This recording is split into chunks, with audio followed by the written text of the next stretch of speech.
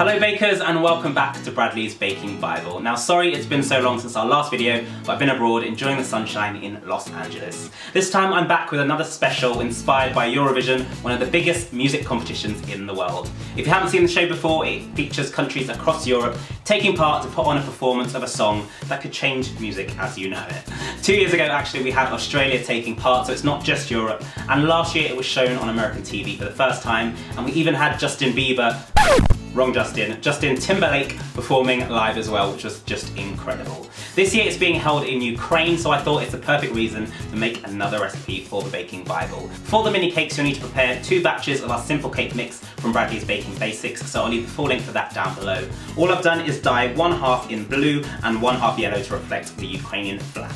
So all I'm going to do is take these sponges, which I made earlier, and then pop them onto a chopping board and use a large cookie cutter in a heart shape, which is the Eurovision logo, some hearts. So this is going to make 2 mini cakes, and of course you can make them bigger or smaller if you want.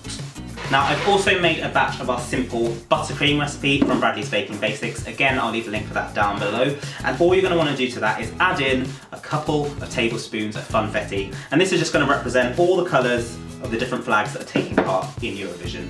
Once you're happy with your mixture, bring back your cakes, and all I'm going to do is plop an even dollop into the middle.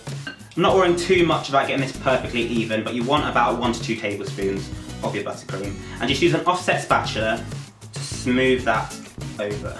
So once your buttercream is nice and smooth, we're going to put our top layer onto the cakes. Just give that a gentle press down.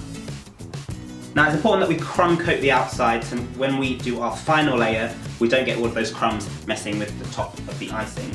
Okay, so once you are happy with your crumb coat, you want to pop that into the fridge for at least half an hour, preferably an hour, until that's set, and then we're going to do another layer on top.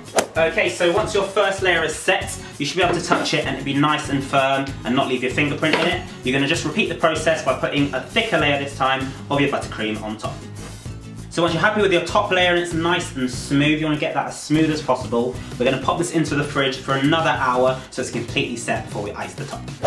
Right, so once your cake has chilled and the top is nice and set, we're going to do our icing next. So I've just got some white fondant icing here. What I'm going to do is lightly dust some icing sugar over my work surface. Don't forget icing sugar on the rolling pin, and then just gently back and forth, rotating a quarter every couple of rolls, until you get it to it's about 1/2 centimetre thick. Flip your icing over a rolling pin and then use that to help lift it all the way over, clean over your cake.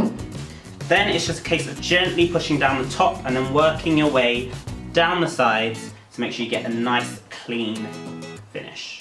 Okay, so once you're happy with the look and shape of your heart cakes, we're just going to pop them back onto another chopping board and place them into the fridge for about 20 to 30 minutes until they've set. Okay, once the cakes are chilling, we can make our toppers. So for this, I'm going to make the Ukrainian flag again using yellow and blue dyed icing. Pop your first bit of icing down and just roll that out to about 1/2 centimetre thick. So now that I've got my blue and my yellow icing rolled out, I'm going to take another heart-shaped cookie cutter, slightly smaller than the original we used for the cakes, and then use this to cut out some hearts in our blue and yellow icing.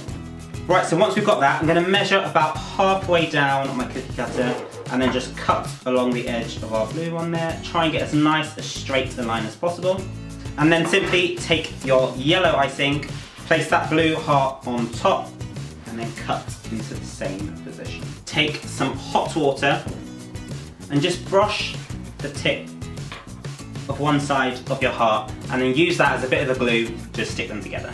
Okay, so my cakes are nice and chilled and ready for their final cake topper. So all I'm going to do is take some more hot water and gently brush the top of our heart cakes. This is just going to help our Ukrainian hearts stick.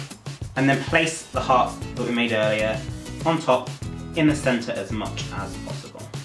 And you're done. These adorable Eurovision Ukrainian flag heart cakes are ready to go. So that's all for this recipe. If you're going to be watching the show, let me know in the comments down below who are you rooting for, or who do you think's going to win. And you never know, I might just be making their flag cake next year. Thanks so much for watching, make sure you subscribe, and I'll see you next time.